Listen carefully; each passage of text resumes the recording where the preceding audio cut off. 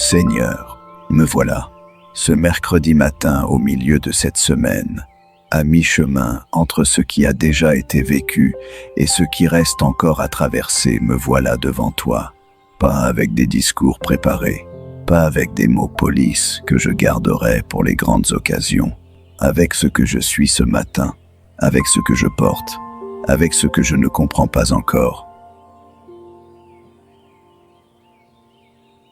Tu m'as précédé dans cette journée. Avant que mon réveil sonne, tu étais déjà dans ce mercredi. Tu connaissais déjà chaque heure qui m'attend, chaque conversation, chaque décision, chaque carrefour où je devrais choisir une direction sans être certain que c'est la bonne. Tu les connaissais tous et tu étais déjà là, en avance, à préparer le chemin.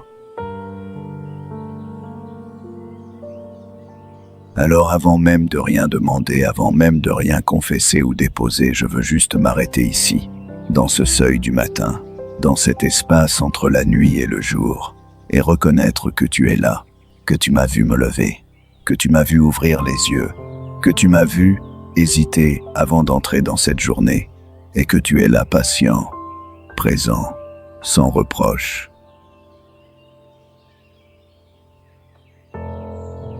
Je viens à toi ce mercredi avec une demande particulière au cœur. Une demande ancienne, aussi ancienne que Salomon à Gabaon, aussi ancienne que l'apôtre Jacques qui écrit « Si quelqu'un d'entre vous manque de sagesse, qu'il la demande à Dieu qui donne à tous libéralement et sans faire de reproche, et elle lui sera donnée. » Libéralement, sans faire de reproche. Dieu ne soupire pas quand je reviens demander la sagesse. Il ne lève pas les yeux au ciel en disant « Encore lui, encore elle, toujours les mêmes questions. » Il donne, généreusement, comme si ma demande était la plus naturelle du monde. Ce matin, Seigneur, je demande la sagesse. Avant de rien recevoir, je veux te regarder comme la source de toute sagesse, parce que c'est ce que tu es. Tu es le Dieu dont la sagesse a présidé à la création du monde, quand tu as séparé les eaux du dessus et les eaux du dessous, quand tu as suspendu la terre dans le vide sans pilier, sans appui visible, simplement posé dans l'espace par ta parole, quand tu as établi les lois de la physique, les cycles des saisons, la danse des planètes autour des étoiles, quand tu as dessiné le corps humain avec ses milliards de cellules, ces systèmes imbriqués les uns dans les autres avec une précision que la science découvre encore et encore, sans jamais en épuiser la profondeur. Tout cela, chaque détail, chaque loi, chaque équilibre fragile et magnifique est sorti de ta sagesse. Les proverbes disent que la sagesse était avec toi au commencement, qu'elle était à tes côtés comme un architecte, qu'elle se réjouissait avec toi de tes œuvres, qu'elle jouait devant toi en tout temps. La sagesse n'est pas une abstraction, ce n'est pas une liste de bonnes décisions, ce n'est pas une méthode. C'est quelque chose de vivant, quelque chose qui est en toi, qui vient de toi et que tu peux déposer en moi.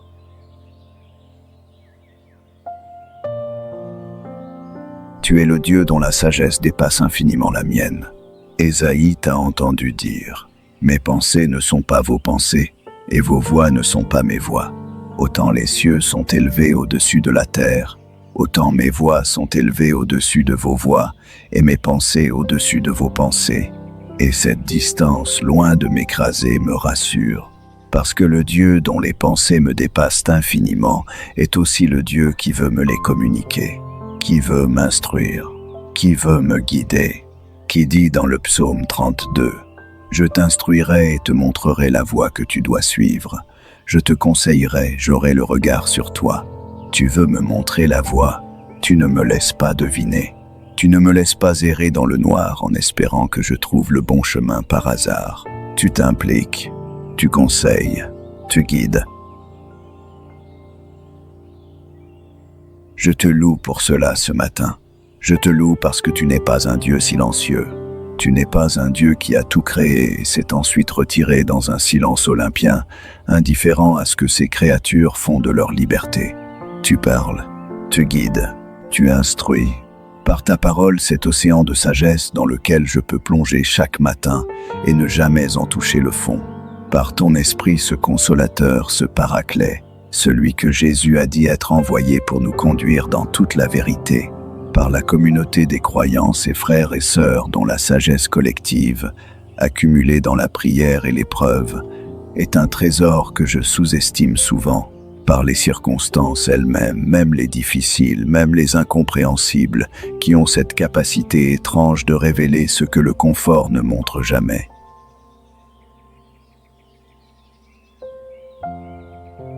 Tu es sage, Seigneur, d'une sagesse qui n'a pas d'origine parce qu'elle est ta nature même, d'une sagesse qui ne s'épuise pas parce qu'elle est infinie, d'une sagesse qui ne se trompe jamais parce qu'elle voit tout, comprend tout, embrasse tout dans une vision unique et souveraine.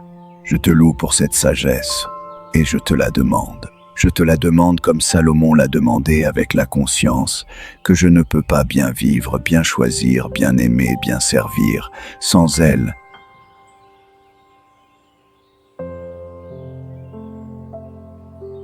Seigneur, avant de recevoir, je dois confesser honnêtement, sans détour, les façons dont j'ai vécu selon ma propre sagesse plutôt que selon la tienne. Je t'avoue que j'agis souvent trop vite, que je prends des décisions avant de t'avoir consulté, que je me retrouve parfois au milieu d'un chemin que j'ai choisi seul et que je réalise, trop tard, que je ne t'ai pas demandé si c'était bien le bon.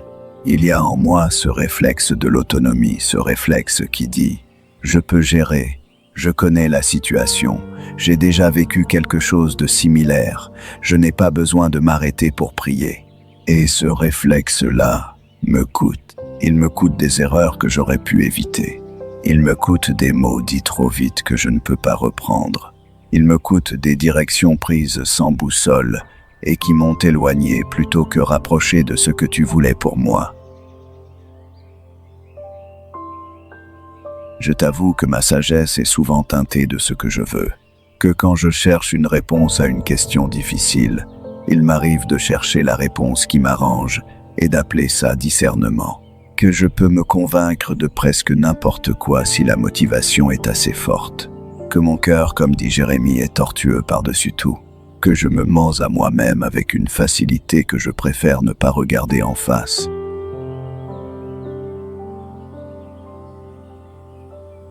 Je t'avoue que je distingue mal parfois ta voix de la mienne, que j'ai attribué à ton esprit des pensées qui venaient de ma peur, que j'ai qualifié de paix ce qui n'était en réalité que de l'évitement, que j'ai appelé direction divine, ce qui n'était que la direction qui me coûtait le moins. Pardonne-moi pour cela, Seigneur. Pardonne-moi pour les fois où j'ai utilisé ton nom pour valider mes propres choix. Pardonne-moi pour les fois où j'ai fermé les yeux sur ce que tu disais clairement parce que ça ne m'arrangeait pas. Et pardonne-moi pour les fois où j'ai refusé la sagesse qui venait des autres. Ces moments où quelqu'un, un ami, un conjoint, un frère spirituel m'a dit quelque chose de vrai, de juste, de nécessaire, et où mon orgueil a érigé un mur, où ma fierté a dit non avant même que ma raison ait eu le temps d'écouter, où j'ai préféré avoir tort seul plutôt qu'avoir raison avec l'aide de quelqu'un d'autre. La sagesse est souvent dans la bouche de ceux qui nous entourent. Et je l'ai laissé passer trop de fois. Je reçois ce matin le pardon de tout cela, par la croix de Jésus-Christ qui est lui-même, dit Paul. Sagesse de Dieu, je suis pardonné. L'ardoise est effacée. Le passé n'est plus une condamnation, il devient une école. Et je sors de cette confession non pas écrasé, mais libéré. Libéré pour demander ce que j'ai mal demandé. Libéré pour recevoir ce que j'ai souvent refusé. Alors je demande, Seigneur, je demande comme Jacques me l'a enseigné sans hésitation, en croyant que tu vas répondre, qu'il demande avec foi, sans douter, car celui qui doute est semblable au flot de la mer, agité par le vent et poussé de côté et d'autre. Je demande avec foi, la foi que tu es un Dieu qui répond.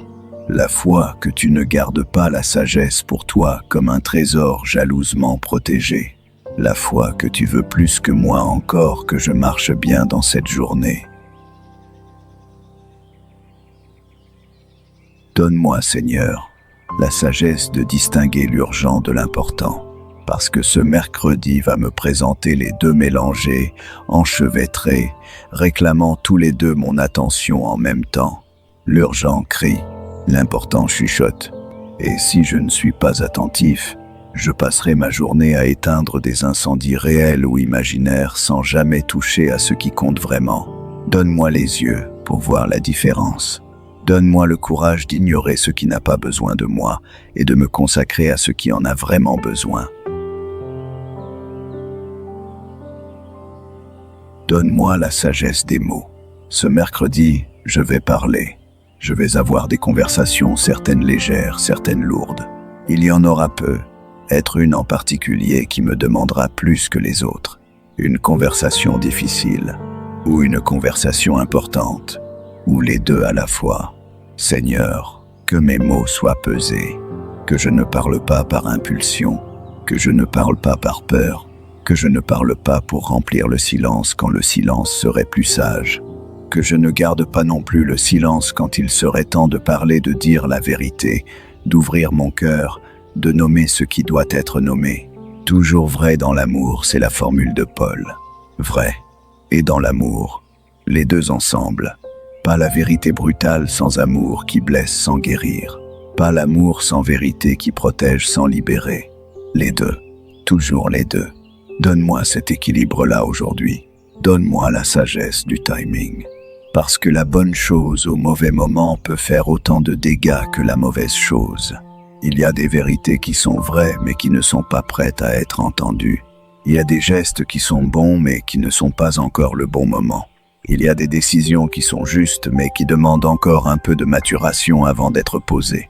L'Ecclésiaste dit « Il y a un temps pour chaque chose sous le ciel, un temps pour parler et un temps pour se taire, un temps pour agir et un temps pour attendre, un temps pour avancer et un temps pour rester immobile. Seigneur, donne-moi la sensibilité au temps. Donne-moi ce sens du kairos, ce moment juste, ce moment donné, ce moment qui ne se répète pas pour que je ne passe pas à côté de ce que tu as préparé aujourd'hui. Donne-moi la sagesse de mes limites. C'est peu être la sagesse la plus difficile de toutes. Reconnaître que je ne sais pas tout, que mon point de vue est partiel, que la carte que j'ai de la réalité n'est pas la réalité elle-même, que d'autres voient des choses que je ne vois pas non pas parce qu'ils sont meilleurs que moi, mais parce qu'ils sont placés différemment. Que l'humilité intellectuelle n'est pas une faiblesse. C'est une condition de la sagesse. On ne peut pas apprendre ce qu'on croit déjà savoir. On ne peut pas recevoir ce qu'on tient pour acquis. Que mes mains soient ouvertes ce matin, ouvertes à être détrompées, corrigées, enrichies, surpris. Donne-moi la sagesse du silence intérieur. Ce mercredi sera probablement bruyant. Bruyant de notifications, de sollicitations, de pensées qui se bousculent, d'opinions des uns et des autres. Dans tout ce bruit, apprends-moi à maintenir un espace de silence intérieur, un espace où ta voix peut encore se faire entendre, pas forcément une voix audible, mais cette paix qui s'installe quand je suis dans ta volonté, cette légère tension qui m'avertit quand je m'en éloigne, ce sentiment profond, plus profond que les émotions de surface qui dit oui ou non avec une clarté que rien d'autre ne peut imiter. Garde cet espace en moi, protège-le du bruit. Seigneur, je prie maintenant pour ceux que je porte dans mon cœur, et je prie pour eux avec la même demande, la sagesse, parce que c'est le besoin universel, parce que derrière presque chaque souffrance humaine, il y a quelque part une décision mal prise, un chemin mal discerné, un moment où la sagesse manquait. Je prie pour ceux qui ont une décision importante à prendre en ce moment.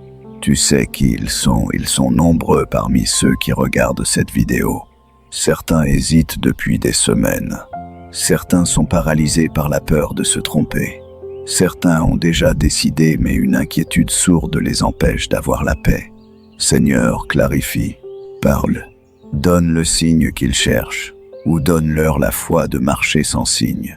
et protège-les de la paralysie parce que parfois, l'ennemi de la sagesse n'est pas le mauvais choix, c'est l'absence de choix.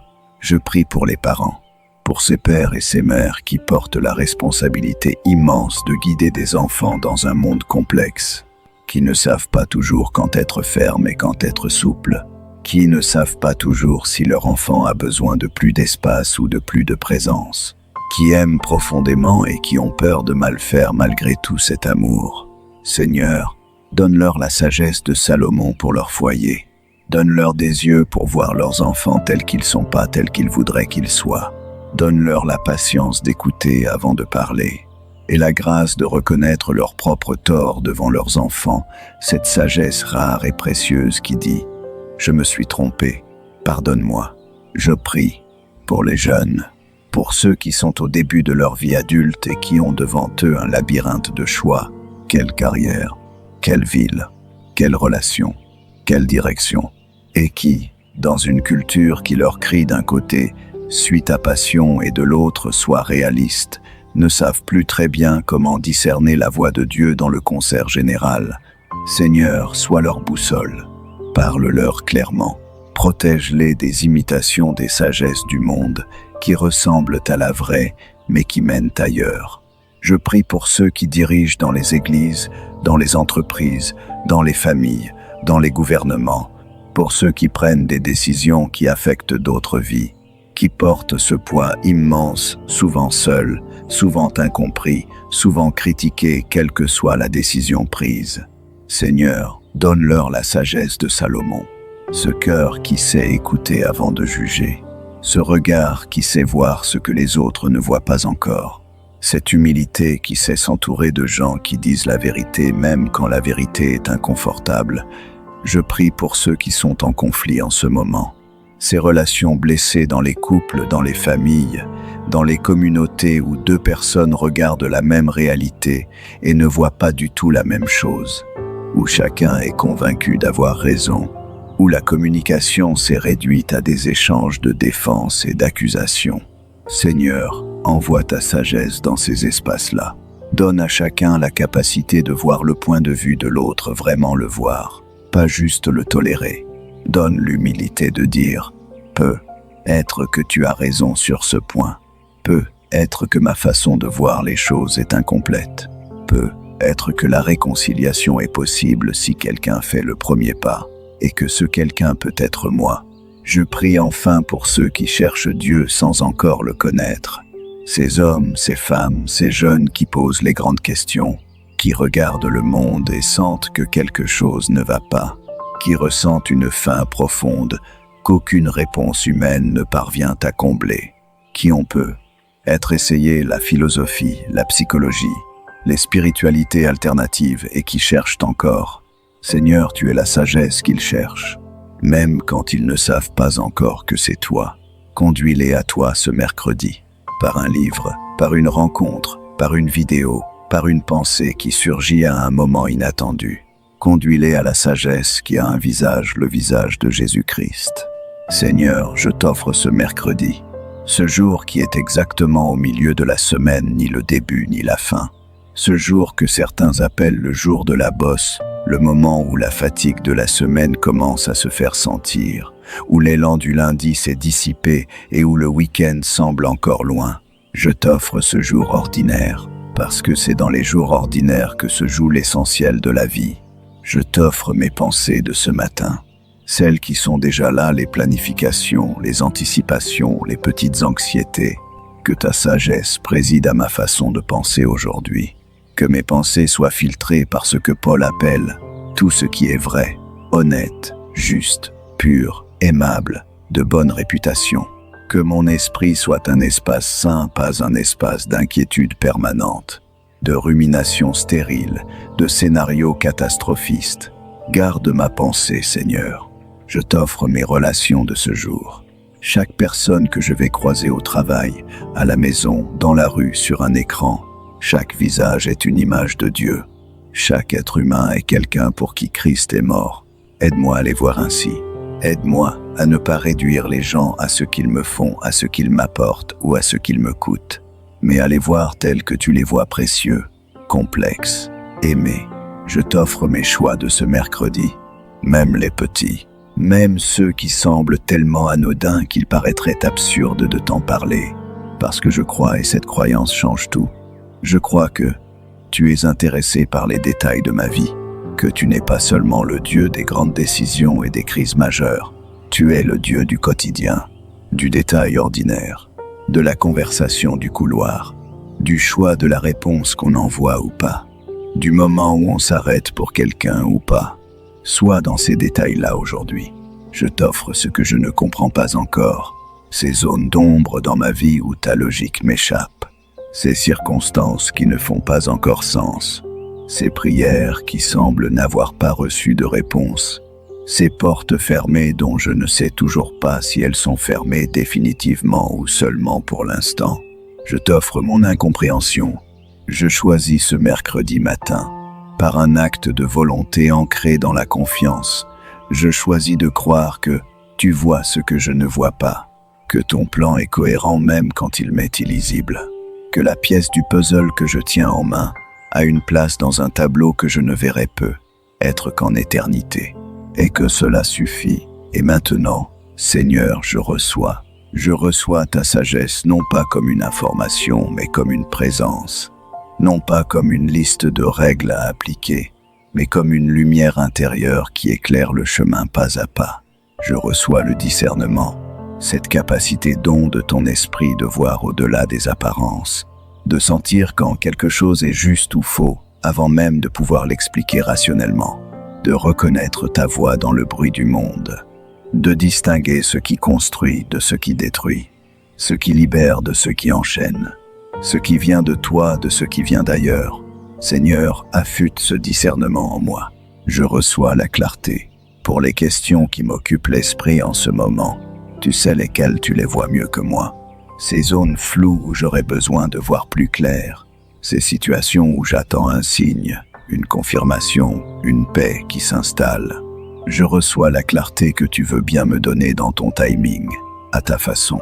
Et je reçois aussi parce que parfois c'est ce que tu donnes, la capacité de marcher sans clarté complète, la foi de faire le prochain pas même quand je ne vois pas encore le chemin en entier.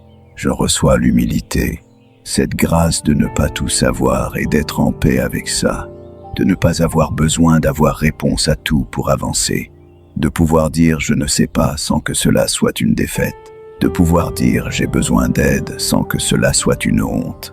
L'humilité n'est pas l'effacement de soi, c'est la conscience juste de qui je suis devant toi et devant les autres, ni plus, ni moins. Je reçois le courage de la sagesse, parce que parfois, la chose sage est aussi la chose difficile. Parfois, la sagesse dit « Va avoir cette conversation que tu évites depuis trop longtemps ». Parfois, la sagesse dit « Arrête ce qui ne t'est pas bon, même si c'est confortable ». Parfois, la sagesse dit « Dis non ici pour pouvoir dire oui là ».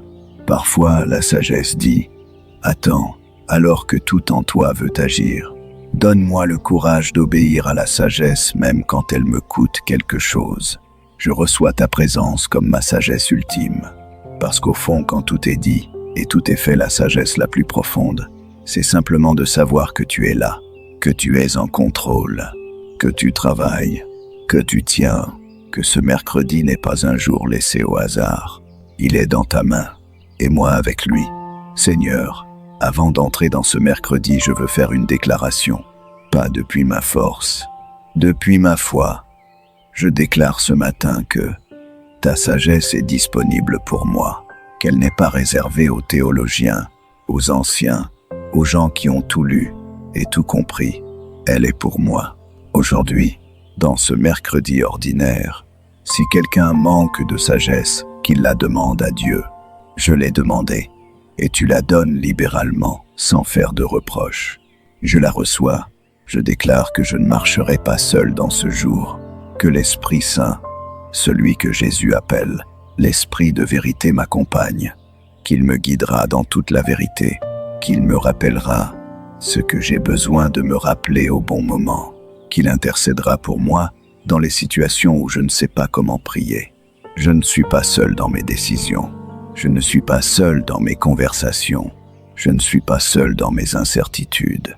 Je déclare que je choisis l'humilité aujourd'hui, que quand j'aurai envie d'insister pour avoir raison, je m'arrêterai, que quand quelqu'un me proposera une perspective différente, je l'écouterai vraiment, que quand je ne saurai pas, je dirai que je ne sais pas, et que quand tu parleras sous quelque forme que ce soit, je serai assez silencieux pour entendre.